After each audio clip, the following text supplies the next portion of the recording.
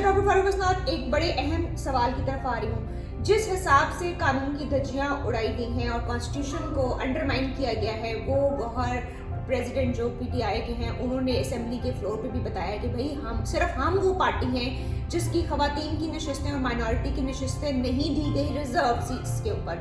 तो आपने अगर हमें वो नहीं दी तो फिर आप असेंबली इनकम्प्लीट है और आप किस तरीके से speaker, deputy speaker, prime minister और आने वाले दिनों में प्रेसिडेंट के भी इलेक्शन के लिए जा सकते हैं। तो ये जो कानूनी नुक्ता है हमारे देखने वालों को जरा बताएं कि क्या वाकई ये जो असेंबली है इस वक्त बनी वो अनकॉन्स्टिट्यूशनल है?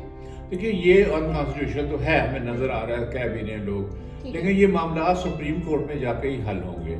ये चैलेंज होंगे, वहाँ पे कहा जाएगा कि चूंकि असेंबली मुकम्मल नहीं थी, क्योंकि रिजर्व सीट्स के बगैर असेंबली मुकम्मल होती नहीं है। वो आइन में लिखा हुआ है, सीटों के नंबर और तरीकाकार भी लिखा हुआ है, जिसमें खवातीन हर जमात के साथ आती हैं। आप एक जमात को तो ना दो, बाकी सबको दे दो, तो क्या आप आइन के मुताबिक चल रहे हैं? अगर आप आइन के मुताबिक, सुप्रीम कोर्ट ने फैसला कर दिया आप नहीं चल रहे, तो फिर ये सारा कुछ वापस चला जाएगा, सारा सिस्टम वापस चला जाएगा और फिर से उखेड़ के इसको नए सिरे से, जिससे बहुत ज़्यादा पाकिस्तान तबाही होगी। आगे पाकिस्तान इक़्तिसादी तौर पर नीचे नीचे नीचे चला जा रहा है, तो मज़ीद